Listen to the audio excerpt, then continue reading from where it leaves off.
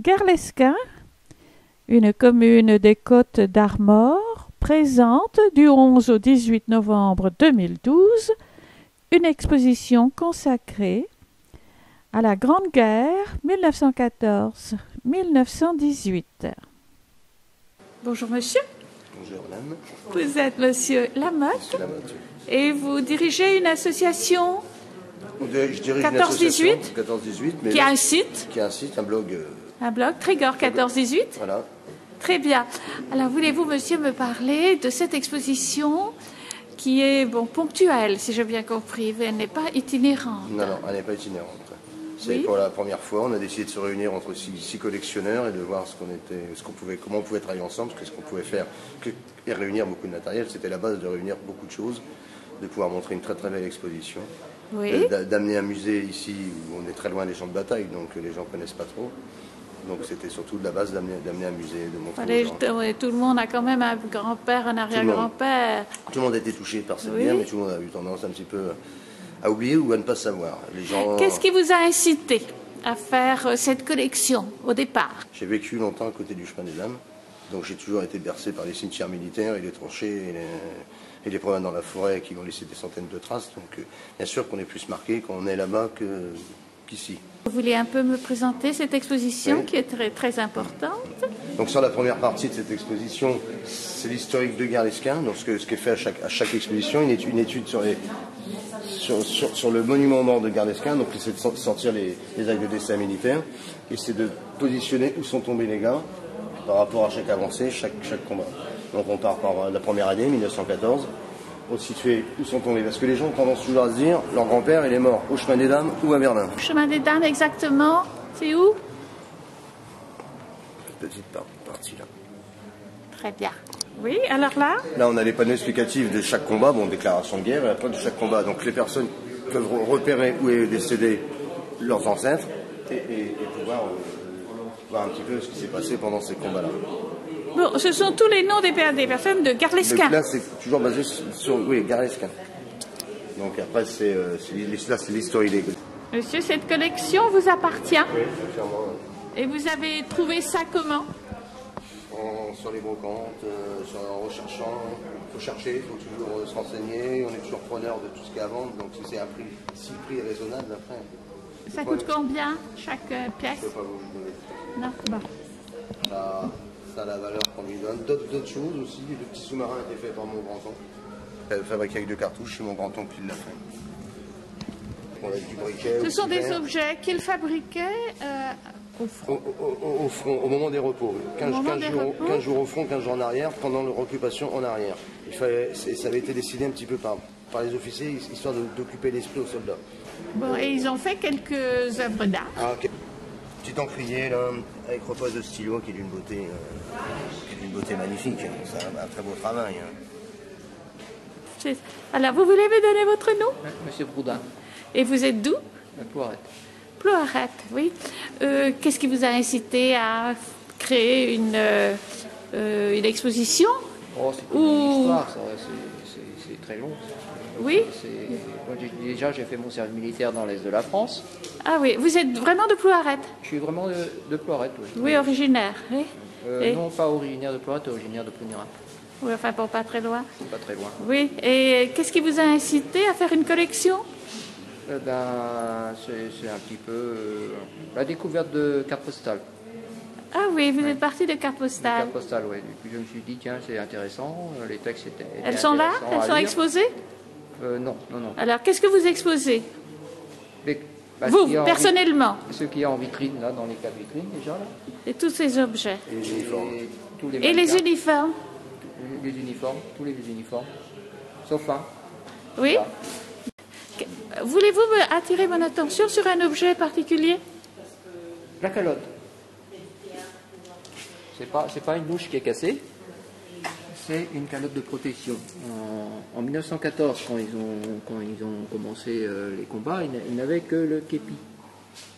Oui. Et comme quand il y avait des bombardements, tout ça, il y avait beaucoup de pierres, de choses qui étaient projetées en l'air, qui retombaient. Il y avait beaucoup de blessures à la tête. Oui. Donc, dans l'urgence, le haut commandement a fait faire des calottes de protection qu'ils mettaient dans le képi. Et qui sont en quoi? Et qui sont bien sûr en acier, quoi. Le service militaire durant 3 ans à l'époque. Oui. Les premiers à partir étaient les jeunes qui étaient dans les casernes. Oui. Les jeunes de leur classe qui avaient 20 ans et tout ça, ça a été les premiers à partir.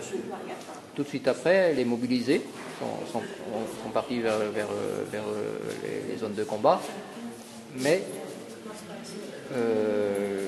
l'équipement militaire manquant un peu, ils ont été équipés de choses, de matériel qui avait été à l'essai avant la guerre. Comme ici, un bidon modèle 1910. Oui. Ici, ça, on ne sait pas trop de quelle période c'est, mais c'est un peu avant 1914. Oui. Bon, et après, ça s'est un peu modernisé? Après 1915, tout le monde, avec la tenue Bleu Horizon, tout a été uniformisé, quoi. Ah, et vous les avez, ça, ces objets uniformisés? Oui, ils sont là. Alors, Ça, c'est un zouave. alors ça, c'était la tenue. La tenue des troupes africaines, en l'occurrence un zouave, là, parce qu'il y avait aussi les tirailleurs.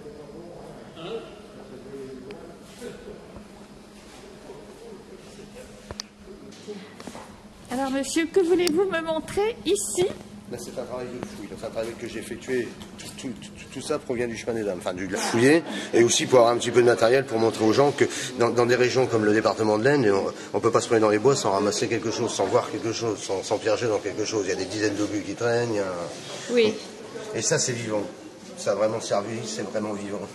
Donc, et on trouve encore des objets? Tout ça, ça a été trouvé il n'y a pas plus tard que 4-5 ans. Il y en a encore des centaines et des centaines. Il y a encore d'autres personnes qui cherchent? Oui, il n'y a pas besoin de chercher qu'à se baisser. Il y a vraiment besoin de chercher. Alors, monsieur, ce cheval? Alors, c'est ça, Dominique. Alors, Dominique avait l'uniforme complet et il s'est pris la tête tout l'hiver à fabriquer un cheval. Dominique Combraco. Alors, monsieur, c'est votre œuvre, là, ce cheval? Oui, tout à fait. Vous avez mis combien de temps à le réaliser? Environ 2 mois en dilettante. Magnifique. Il est superbe. Merci. Là, tu pourras plus expliquer. Bonjour, monsieur. Bonjour. Je fais une petite vidéo sur votre travail. Vous voulez me donner votre nom? C'est Jean-Louis Lebras, Et vous êtes d'où? de Plonévé-du-Fou. C'est dans le Trégor, ça? Non, le Chris Brace. Oui, alors vous êtes associé à cette exposition? Oui, il est à côté, donc je vais dire que Dominique est un ami. Oui. Oui, en fait, on a déjà fait une exposition en commun sur Châteauneuf-du-Fou il y a 2 ans. Oui. Donc il m'a sollicité pour celle-ci aussi. Donc. Oui, alors qu'est-ce que vous nous montrez aujourd'hui? Moi, c'est plus du petit matériel. Que vous avez collectionné vous-même? Oui. Et qui vous appartient? Oui. Et quelle a été votre motivation? En fait, j'ai commencé à ramasser des objets militaires, j'avais 10 ans ou 11 ans. Militaire, c'est-à-dire pas seulement 14-18? Ah oui, je touche à tout. 39-45? Oui. Ah oui, Indochine, Algérie, guerre 70 même, parce que j'ai vu de tout passer. Oui, alors, et ici vous avez sélectionné 14-18 donc pour cette expo. En fait, j'ai beaucoup restreint mes collections. Parce qu'en tant que tel, je ne fais plus maintenant, pratiquement plus que de français 39-40. Ah oui. Ouais. Bah, alors là, qu'est-ce que vous voulez attirer notre attention sur un objet particulier? Que puis-je vous montrer de particulier? Oui, il y a un petit ensemble là, qui vient de la presqu'île de Crozon. Lequel? Donc les différentes photos. Oui. C'était un capitaine aviateur. C'est quelques photos du lot que j'avais récupéré, que j'ai présenté. Sa plaque d'identité. Et un coupe-papier. Oui, sa plaque d'identité. Cette petite chose ovale. Ovale. Oui. Oui. Ah oui, capitaine l'endormi. Oui. Oui. Et le coupe-papier, qui est de fabrication artisanale. Qu'il avait fait lui-même peut-être qui est marqué au numéro de l'escadrille où il servait en fait à l'époque. Ah oui. Qui était la BR 238. C'est oui. une escadrille qui a été formée assez tardivement en 18 et qui n'a pas eu 1 an d'existence en fait. Qu'est-ce que vous nous montrez là en boucle, en rétroprojection? Que de l'image, des documents qui ont été filmés par les armées. Donc ils sont des documents d'images réelles de guerre. Très bien. Ouais. Donc on met... C'était à Garlesquin, le 14 novembre 2012.